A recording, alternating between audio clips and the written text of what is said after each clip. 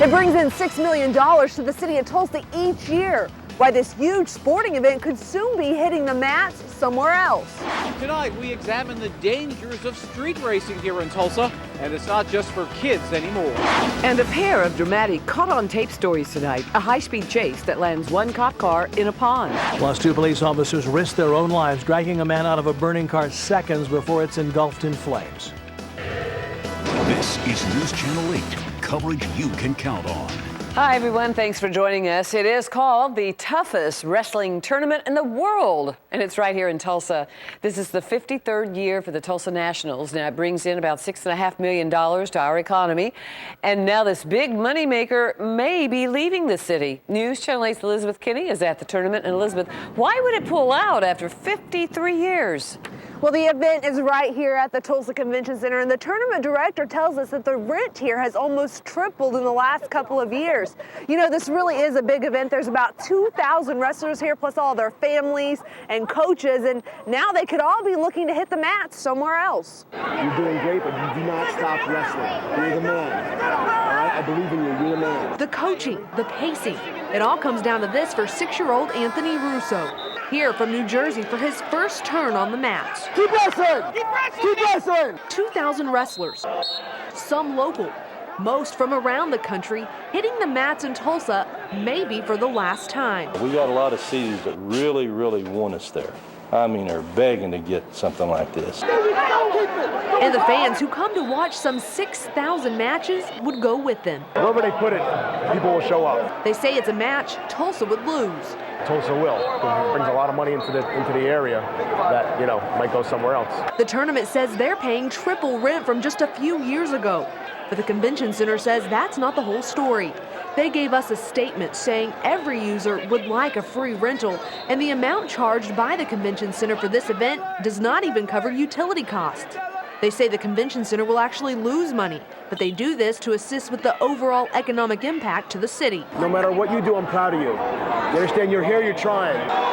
Win or lose on the floor, the tournament and convention center are hoping to keep this a winning match for Tulsa. 2,000 kids, a full gym. You don't get this very often, so when you have the chance to come, you have to do it. The tournament says they are going to look other places in the Tulsa area before they start to look out of state. One of the places they're looking at is the new Spirit Arena out in Bixby. Reporting live in downtown, Elizabeth Kinney, News Channel 8. Thanks so much, Liz. And if you would like to catch some of that wrestling, they're going to be at the Convention Center tomorrow starting at 9 a.m. And then the finals begin tomorrow night at 6. Well, tonight we take a closer look at the dangers of street racing right here in Tulsa. At least 1 and possibly 2 recent accidents have been blamed on this dangerous pastime. News Channel 8's Jerry Giordano joins us live from 61st and Memorial. That's a popular area for street racing. Jerry? Chuck, absolutely. And take a look over here, actually, onto Memorial. This is where a lot of that so-called street racing takes place. The cars will line up at the Quick Trip on the street over there and kind of turn the corner and speed down Memorial. And for the most part, this is limited to children, to kids. That's what many believe. But tonight, we're here to tell you that even adults are putting the pedal to the metal. I've gone 130. And it was on the road in Bixby. Garrett Moore has a need for speed. You get about 20 to 30 cars at one time and just do like a highway run. So does his buddy, Eddie Robinson. For the rush, I guess, just to see who's got the faster car. Pretty much all stop. Both teens freely admit to street racing, an exhilarating yet dangerous hobby. Witnesses say this accident last night had a similar cause. Drag racing? Yes, drag racing. Witnesses report this man was racing another driver and lost control. I think he was going about 80 to 100 miles an hour. And a Tulsa attorney was killed in this street racing accident. His law partner was behind the wheel. Apparently, these tricks aren't just for kids. I'm pretty sure like the older guys that have the sweet Corvettes or whatever, they like to get out here and show the young guns something. These pictures show plenty, but the message is lost. I've never been in an accident yet, but I've gotten close, so it scares me sometimes, but it's all good. And Robinson is more concerned about something else. Speeding tickets. I've had a couple, and the next one I get at my mom and dad's, we drive in my mom's car. Which is? PT Cruiser. Well, it would certainly be a big change driving around in a PT Cruiser. You certainly don't see many of those street racing here, which again, of course, is against the law. Reporting live in South Tulsa, Jerry Giordano, News Channel 8. Thanks a lot, Jerry. Now, if caught street racing, they face various citations, including speeding and reckless driving. And you've been outspoken on this topic on our website. One viewer says, anyone this stupid should have his or her license taken away permanently, spend time in a hospital taking care of those they have injured, and sentenced to only being allowed to ride a bicycle. Now, you can leave a comment on any of our stories at KTUL.com. And now, your first forecast from the First Alert Storm Team. Well, Jerry did a good job of looking warm out there because it is freezing. Actually, it's below freezing. The cold front that came through a few hours ago has now sent us into the 20s, and we're going to keep going, by the way. But right now, we're 26 in Tulsa, and you can see across the rest of the metro area, all below freezing, 23 in Skytook. So if you're watching us in your nice warm home, well, keep that heater going overnight. It's going to get colder. Here are the rest of the eastern Oklahoma readings. Up in Copan, Dewey, Bartlesville, it's 20. And 4 Acre clocking in at 20 as well. So I will show you how things will start off on Saturday, and then I'll show you how things are going to end up as we go into next week with more weather changes. All right, covering the nation tonight, the president says the economy needs a shot in the arm. President Bush wants to give you money in hopes of boosting this country's struggling economy. Now, the president acknowledged the risk of recession this morning. He has asked Congress to support and approve as much as $150 billion in tax relief, and that could mean the government would cut you a check of about $800. Now, the White House hopes that would stimulate the economy. Specifically, this growth package should bolster both business investment and consumer spending, which are critical to economic growth. Consumer spending is down sharply, and hundreds of thousands of families have had their homes foreclosed on. Congress is hopeful that a stimulus package could take effect by March. And it was a brief scare this morning in our nation's capital. Police arrested a man after he was spotted carrying a shotgun about 2 blocks from the U.S. Capitol. The man's car was searched, and investigators found what they are calling items of concern, but they didn't say what those items are. A presidential candidate makes his second stop in the Sooner State this week. Democrat John Edwards is hosting what he calls America Rising. The event is coast to coast. Edwards is focusing on working class issues like universal health care and protecting U.S. jobs. Edwards says he expects to do well in Oklahoma's primary. It's a little more than 2 weeks away. He finished second here back in 2004. The main rivals for the White House are battling out on 2 different battlefields. Democrats are fighting for votes in Nevada, while Republicans are facing off in South Carolina.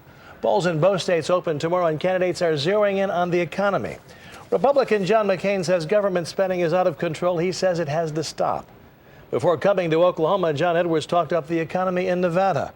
Hillary Clinton and Barack Obama were both telling voters they'd be the best one to do something to get something worked out. People are working harder for less. They've never paid more for health care, college, gas at the pump. It's harder to save. It's harder to retire. Experts say Republican Mike Huckabee needs a win in South Carolina to keep his presidential race alive. Covering Oklahoma tonight, it's now easier for state businesses to actually identify dangerous sex offenders. Habitual and aggravated offenders must now have a special driver's license. We first told you about the new requirements when they took effect in November. The phrase sex offender appears in 3 places, and the license must be renewed every year. Sex offenders could face a $200 fine if they are caught without this earmarked license. And Oklahoma Auditor Jeff McMahon and his wife Lori are facing serious accusations tonight. They've been indicted by a federal grand jury on charges of conspiracy, racketeering, and fraud. The McMahons are accused of accepting improper cash and gifts from Oklahoma businessman Steve Phipps.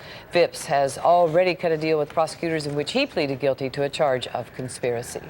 Tonight, the world has lost a chess legend. Bobby Fischer died yesterday of kidney failure in Iceland after a long battle with an illness. He became the first modern-day American world champion in chess, but he was also known for his bizarre behavior and a Hollywood film based on his unusual life. Fischer was 64 years old. Well, first they fell, then they're picked up, and now, they're being mulched. We're going to show you round 3 of the ice storm aftermath. And police officers often go beyond the call of duty. This fire rescue shows you firsthand how they put their lives at risk. And this video has just been released of an unbelievable police chase. Find out how long this driver is going to spend behind bars rather than behind the wheel. And the door is wide open tonight for some very cold air to pour down the plains. It's below 0 to our north. I'll show you how cold it'll be by tomorrow morning. And a wildlife sanctuary is in trouble. The latest on the deadly fire at Safari Joe's.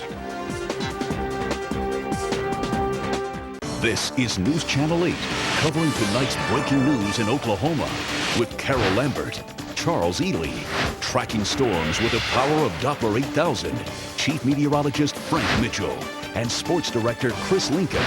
You're watching News Channel 8 at 10, coverage you can count on. They're not sure what the next step is at a burned-off wildlife sanctuary. It's Safari Joe's Animal Park near Adair. That's about 50 miles northeast of Tulsa. Owner Joe Estes lost 100 animals in the fire that burned through the park's main barn. That's a third of their animal collection. The fire also destroyed their stored feed and all their veterinary supplies. Estes says he's still in shock. Just nuts. I mean, I just can't even believe that. I can't believe that in such a short time so much can be lost. It just, I mean, now I know what some people go through. I mean, I thought the ice storm was bad with all the trees, and this has just put a cap on it. He estimates the uninsured loss is around $500,000. A recovery fund's been set up at Arvest Bank. Krispy Kreme Donuts are also donating a portion of their sales to the effort. Caught on tape tonight, 2 police officers risked their own lives to make a daring fire rescue. This happened in Ames, Iowa, where 911 callers reported a car on fire with someone trapped inside. Now, once on the scene, the officers say the car was filled with thick black smoke, and that's when one of the officers leaned into the intense heat and broke out the passenger window. Both officers reached in and grabbed the unconscious man and dragged him away from the flames. Well, soon after, flames engulfed the car. The 21-year-old driver is okay tonight. Doctors say he was within a minute of dying from smoke inhalation. In Nebraska, police released this video of a car chase last year that actually reached speeds near 120 miles an hour. Behind the wheel, a robbery suspect. But he's not going quietly. The suspect fires several shots at the officers without slowing down. At one point, you can see the back window break from the bullets. It all comes to an end near a pond. Now, one police car can't stop in time and actually dives into the water. The suspect jumps out with his gun, but officers open fire. The suspect is hit 5 times, but hey, he survives. He has been sentenced now to 30 years in prison. In Springfield, Missouri, a convenience store clerk stopped a robber in his tracks by hitting him with a broom. The suspect takes off immediately after the attack. Police do think that he has hit as many as 8 stores just since last week. We are now entering the final phase of the battle against ice storm debris. This is what it looks like. Hundreds of tons of tree limbs are now being turned into mulch by that machine. A contractor has the first of 7 mulching machines hard at work. They'll soon be grinding away at sites all over town. The people who live near the sites are being good sports because the city seems to be getting the job done. I don't want to see it there in 6 months or a year. That'd be upsetting, but I think they're doing the best they can based on the circumstances and the situation. Now, so far, 500 cubic yards of limbs have been collected. The mulch wood is going to be mixed with dirt and become organic topsoil. So all of that storm debris is being recycled. That's a great idea, especially, you know, at least we get some positive out of the negative. Yeah, fill up a couple gardens. Yeah, there was a lot of negative. Yeah, that would do a couple of gardens. A lot of negative, way too much negative. But if there's some positives, that's a good one right there. Well, we'll try to find some positives in the forecast. Some cold air has poured into the area over the last couple of hours. It hasn't produced any rain, but it's continued to rain down in Texas. Part of that actually hit southeast Oklahoma, but it's pretty much skirting off to the northeast and missing us. And we didn't get any snow out of the cold front. All the snow is way up here, up in Colorado, and pretty much missing us as well. Well, here's the front. It's a strong one. Like I said, the door is just open now. And from here all the way up into practically the North Pole, we're just going to have this nonstop flow of very cold air. Maybe our only stop is going to be Sunday and Monday, but it's going to be pretty much cold nonstop other than those couple of days. Take a look at this. 19 degrees right now up in Mulvane, Kansas, and you can see it's 25 in Springfield, Carroll, 29 in Okmulgee right now, 29 in Clinton, and down to our south in the 30s, ahead of that front, Dallas at 36. So Texas has been cold, and we're getting even colder, and all this is going to head on down into Texas as well. Well, let's take a look at those temperatures locally, at least. We're now down to 26 degrees after making it into the 40s today, 21 up in Bartlesville, 28 in Okmulgee, and the cold air still making its way through McAllister. McAllister now 34. Let me get out of the way for you folks that are just to the east of us. You can see everybody's cold, 20s, teens, and just a couple of 30s showing up. But don't forget, that cold front has brought in a pretty strong north wind. And so as we take a look at some of the temperatures, wind chills that is, that the front is producing, this is how it actually feels out there. So it feels like 9 degrees in Bartlesville. Ooh, feels like 7 up in Coffeyville, feels like 8 in Winfield. Hopefully everybody's inside staying warm, watching us right now because it's awfully cold out there. Wind chill of 16 in Muskogee, and here in Tulsa, right outside, it feels like 12 degrees. Well, here's how things are going to be looking. It's actually going to get worse next week as we're going to look at an even stronger air mass, meaning even colder air mass to move on in. Like I said, we're really going to look at either nonstop or just an occasional break from very cold air over the next several days. And next week, cold air and some moisture flowing over this will produce some light freezing rain, sleet, and maybe some snow. You'll see that coming up on the 8-day planner. That's next week. That's not this weekend. All right, weather pick time. Carol Lee Bryan of Fort Gibson. Actually, she's of Broken Arrow, but took the picture down in Lake Fort Gibson and said, look how high the water still is underneath the bridge there. Usually it's a lot lower. Well, we're doing okay on precipitation, even though we haven't had a whole lot so far this year, but we ended 10 inches above normal last year. 26 degrees right now. Drier air coming in. North wind at 20, giving us that wind chill of 12 degrees. Pressure's rising. 49 was the high today, which was awfully nice this afternoon, but we started off real cold at 21 degrees. All right, I've updated the forecast for tomorrow morning for the Tulsa metro area since you saw me last. It's now 16 degrees what I'm going for tomorrow morning with just a few passing clouds. It looks like now that the sky will clear up a lot faster, but it's going to stay cold, freezing through lunchtime, and then only 35 degrees for a high with fair skies by 5 o'clock. The rest of the area tomorrow morning, a lot of teens in 14 degrees, Miami to Pryor, so look at your area, starting off in the teens and then ending up in the 30s, staying below freezing off to our east, but with sunshine and lighter winds during the afternoon, the rest of us barely making it above freezing, mid to upper 30s. All right, Sunday a little bit better. South winds up to 30 miles per hour will get us up to 45 degrees with sunshine, but here is Monday. We're looking at a 40% chance of rain first in the afternoon and then changing to freezing rain and then sleet by Monday night. Right now, expected to be on the light side. We have to watch it closely. 31 the high on Tuesday, and then look at all the 30s next week, Carol, and with a chance for more wintry mixes on Wednesday, Thursday, and Friday. Just stay bundled up and stay inside. No Thank you, kidding. Frank. Well, it is Friday night, and of course that means high school basketball highlights. And hey, we have a big upset. And one of our local girl players gets a big-time honor. Chris is next with sports.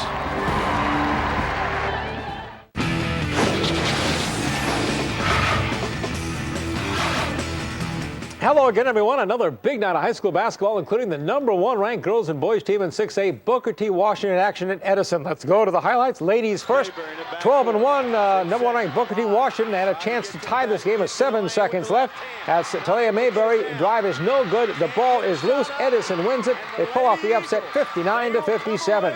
No upset in the boys game tonight, though. #1 ranked Booker T. Washington ended #7 Edison's 21-game home court win streak, led by #12, their own Chilton. Here he had 16 points for the Hornets, as Coach Shea Seals' team now 8-0, #1 in the state.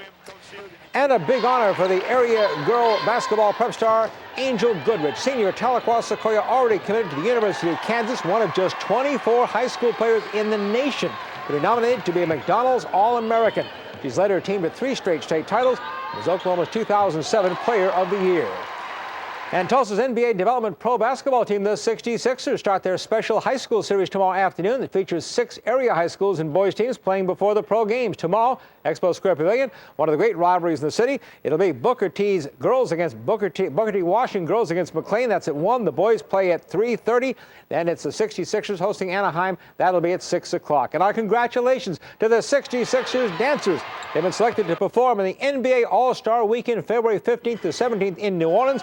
The 66ers dancers picked as the best of all the 14 NBA Development League teams, and News Channel 8, one of their proud sponsors. Busy Saturday of college basketball for our area Big 5 men's and women's teams. TU on the road at SMU, Oklahoma State at Iowa State. OU will host Texas Tech, Arkansas at Georgia. And ORU now in sole possession of first place in the Southern League after last night's 64-63 win over IUPUI. They'll try to make it 7-0 in the conference. They'll host Western Illinois at the Media Center tomorrow night at 7:05. A team that's given us problems in the past, and a team that's, they got beat last night, but they'd won 3 straight games heading into the game against Centenary. So they're going to have a little bit of momentum coming in, a little bit of confidence, and another big game. You have to protect your home court. You have to win your conference games, and our guys better show up. When we come back, you'll hear the race call of the first feature race of the season today at Oaklawn. And then prominent Tulsan W.K. Warren talks about the special relationship he had with a very special racehorse, the subject of a new book, St. Liam, a story of triumph and tragedy.